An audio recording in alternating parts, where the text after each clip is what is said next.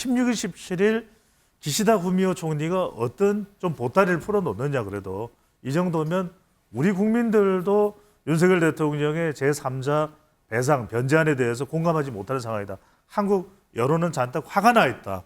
이 부분에 대해서 그럼 아무런 대책 없이 윤석열 대통령이나 대통령 안보실에서 이런 결정을 했을까? 네. 일본 외무성 발언을 보면은 강제 동원 자체가 없었다라고 발언을 했기 때문에 지금 갤럽 조사에서 보면은 과거사에 대해서 반성하고 있다고 보는 응답이 8%밖에 안 나왔습니다. 그래서 이거는 지금 어떻게 이제 이게 절차가 앞으로 그 뭐 배상 그 삼자 변제 방식이라든지 이걸 또 어떻게 갈지는 잘 모르겠지만 그 일단 정서적인 또 감정적인 거는 지금 굉장히 최악의 상태다. 이렇게 이은영 소장님, 네. 윤석열 정부가 일제 강점기 강제동원 피해자 배상 해법으로 이제 3자 변제 이 방식을 내놓았잖아요. 네.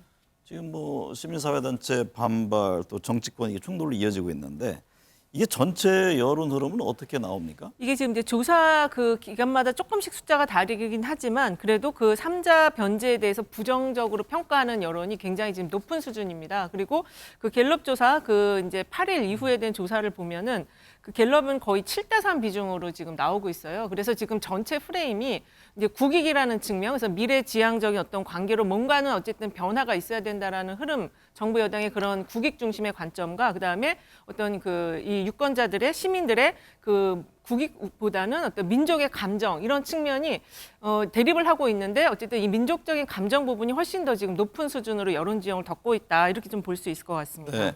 배 소장님, 네. 일본 태도에 변화가 없다면 서둘러 한일 관계를 개선할 필요가 없다. 이 응답이 64%를 차지했는데요. 그렇습니다.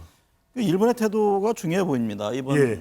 정부 발표안에 대해서 향후 윤 대통령 지지율에 미칠 영향도 같이 또 연계가 돼 있다고 볼 수 있어요. 그렇습니다. 이제 윤석열 대통령의 지지율이 오타니가 아니라 기시다에 달려 있다 이런 이야기가 나옵니다. 네. 왜냐하면 한일 야구는 우리가 하여튼 뭐 참패를 했으니까 이기길 바랬지만 그렇다면 야구 가지고는 어떻게 한일 관계가 좁혀지긴 힘들 테고. 네, 열점차 났던가요? 그렇습니다. 네. 뭐 그래도 한번 기회를 또 8강 올라갈 수 있는 길은 어떻게든 또 생길 수도 있으니까요. 그러면 이제 16일, 17일 기시다 후미오 총리가 어떤 좀 보따리를 풀어놓느냐 그래도 이 정도면 우리 국민들도 윤석열 대통령의 제3자 배상, 변제안에 대해서 공감하지 못하는 상황이다. 한국 여론은 잔뜩 화가 나 있다.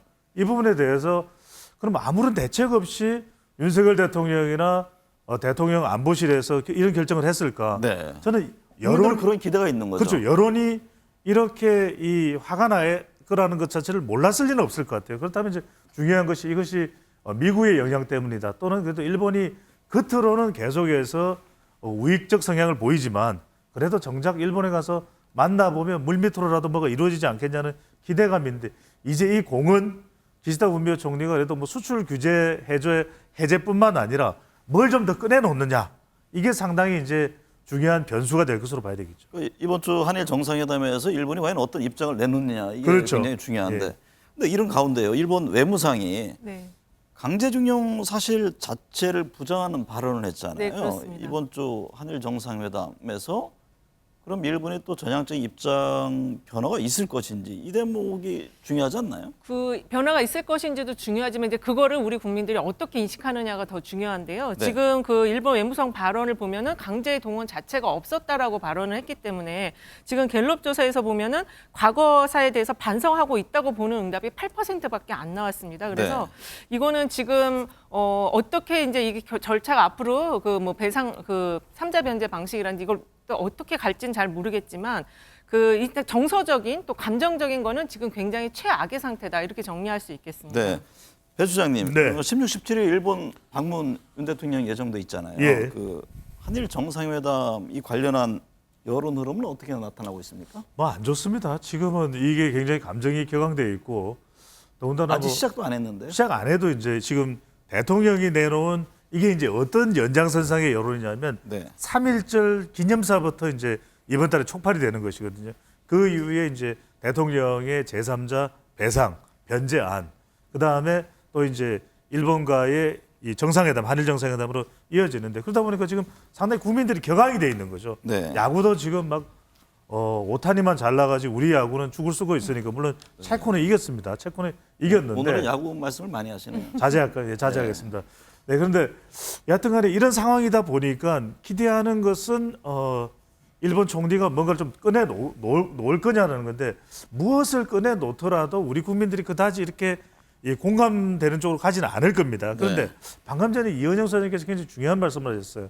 그러니까 지금 하야시 마스요사 일본 외상은 계속해서 우리가 뭐 과거에 뭐 잘못했냐 강제징용 관련해서 뭐 없었다 이런 얘기를 하는 거는 자기들이 꺼내놓을 보따리를 좀 최소화하려는 거겠죠. 그러니까 일본 국민들의 눈치를 잔뜩 보면서 일본 내부에서는 지난해 이제 정경련 조사 같은 걸 보면 물론 그건 뭐 여러분들이 뭐 그것까지 들여다볼 이유는 없겠지만은 그 내용을 보면 일본 국민들도 일본 국민입니다. 국민들도 사과를 안 하겠다는 거예요. 네. 그러니까 그런 상황에 보니까 일본 눈치를 보면서 윤석열 대통령이 왔을 때 뭔가를 꺼내놔야 되니까 그걸 꺼내놓는 것을 좀 최소화하기 위한 전략적인 태도라고 봐야 되겠죠. 네. 이은영 소장님. 네. 지난주 각 정당 지지율을 보면 국민의힘 지지율이 소폭 하락했고 민주당은 소폭 상승했습니다. 예. 어떤 배경에서 이 같은 지지율 흐름이 나왔습니까? 일단은 제가 볼 때는 그 당 내에 비주류의 목소리가 좀 커진 당의 경우는 좀 상승을 한 것 같고요. 네. 그다음에 그렇지 않은 당은 좀 하락을 한 것 같은데 당내 비주류의 목소리가 좀 커진 게 이제 민주당이거든요. 그리고 이 강제 이 삼자 변제에 대한 부분이 또 민주당이 좀 투영이 되면서 결집이 좀 이루어진 것 같습니다. 그래서 상승을 한 것 같고요. 특히 그 민주당의 경우는 그 더 미래라는 최대 계파이면서도 좀 비명계 색채가 강한 이 단체가 이재명 대표와 15일 날 지금 이제 뭐 여러 가지 이야기를 하겠다. 그래서 이재명 대표에게 좀 힘을 실어주면서도 뭔가 요구 사항을 요구하겠다 이런 지금 입장을 보이고 있어서 그런 측면에서 이제 그 당내 이제 좀 계파의 스펙트럼이 여러 가지가 있는데 그 비주류의 목소리가 커지면서 당 지지율도 조금 상승한 것이 아닌가 이렇게 볼 수 있겠습니다. 배 수장님, 네. 민주당이 가장 잘못하고 있는 것은 이재명 대표 수사 대응이다 이런 응답이 나왔고요. 예. 국민의힘이 가장 잘못하고 있는 것은 민생 법안 등 의정 활동 부족이다 이런 답변이 나왔던데 향후 정당 지지율 추이 변화 어떻게 예상하세요? 그렇죠. 이게 당분간은 또 일본 이슈가 영향을 줍니다. 네. 그러니까 최근에 국민의힘 지지율이 조금 주춤하고 또 민주당의 지지율이 올라가는 것은 바로 일본 이슈 때문에 또 MZ세대 또 무당층 요즘에는 중도층보다 우리 스페셜 방송을 보시는 우리 MBN 시청자분들께서 더 좀 초점을 맞춰야 될 것은 중도층보다는 최근에는 민주당과 국민의힘으로 나눠져 있기 때문에 지지 정당이 없다는 무당층이 중요합니다. 네. 무당층마저도 일본에 대해서는 감정이 격해져 있거든요. 그러다 보니까 이런 부분들이 무당이었는데 지지 정당이 없었는데 일본에 하는 태도를 보고서 그럼 난 더불어민주당 지지할래 이렇게 될 수도 있는 상황이거든요. 그래서 영향을 주고 있고 또 충청 또 이 충절의 고장이죠.